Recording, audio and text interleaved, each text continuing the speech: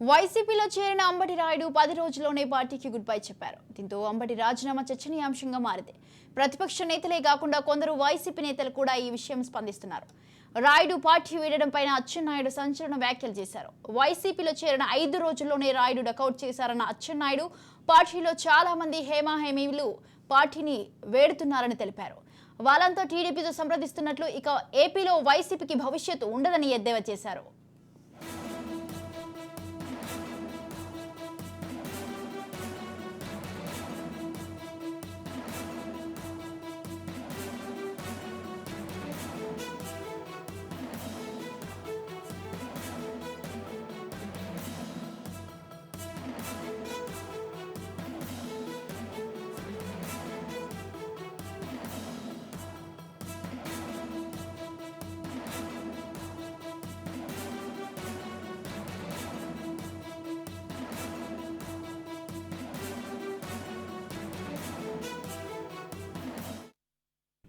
వైసీపీలో చేరిన అంబటి రాయుడు 10 రోజుల్లోనే పార్టీకి గుడ్ బై చెప్పారు. దీంతో అంబటి రాజీనామా చర్చనీయాంశంగా మారింది.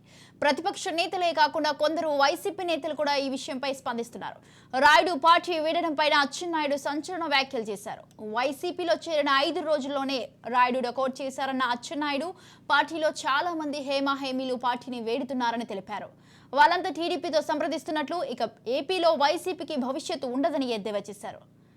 రైట్, ఈ విషయంపై పూర్తి సమాచారం అందించడానికి మా ప్రతినిధి సత్యనారాయణ ఫోన్ లైన్ లో ఉన్నారు. సత్యనారాయణ, ఏపీ రాజకీయాల్లో అనూహ్య పరిణామాలు చోటు చేసుకుందని చెప్పుకోవచ్చు. ఏదైతే వైఎస్ఆర్ కాంగ్రెస్ పార్టీలో చేరిన కొద్ది రోజుల్లోనే మాజీ క్రికెటర్ అయినటువంటి అంబటి వైసీపీకి రాజీనామా చేయడం ఇప్పుడు హాట్ టాపిక్ గా మారింది. అంబటి రాయుడు అధ్యక్షుడు అచ్చెన్నాయుడు అయితే స్పందించడం జరిగింది. ఏదైతే జగన్ గురించి తెలియకనే వైసీపీలో చేరినటువంటి అంబటి రాయుడు 5 రోజులకే పార్టీని వీడి డక్అవుట్ అయ్యారని చెప్పేసి ఆయన వ్యాఖ్యానించడం జరిగింది. అదే టీడీపీ నుంచి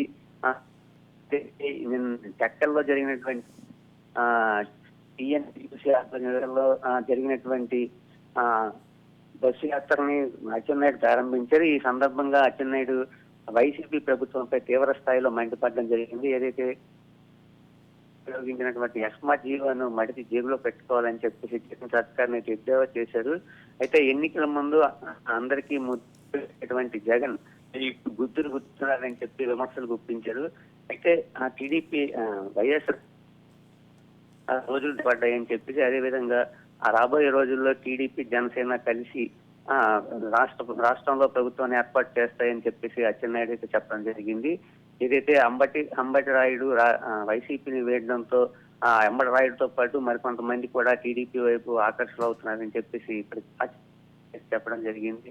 ఆ ఎన్నికల ముందు మరికొంతమంది వైఎస్ఆర్ నుంచి టీడీపీలోకి వచ్చే అవకాశం ఉందని చెప్పేసి అచ్చెన్నాయుడు అయితే చెప్పడం జరిగింది. Swathi. Right, thank you Satyanarayana, thanks for the details.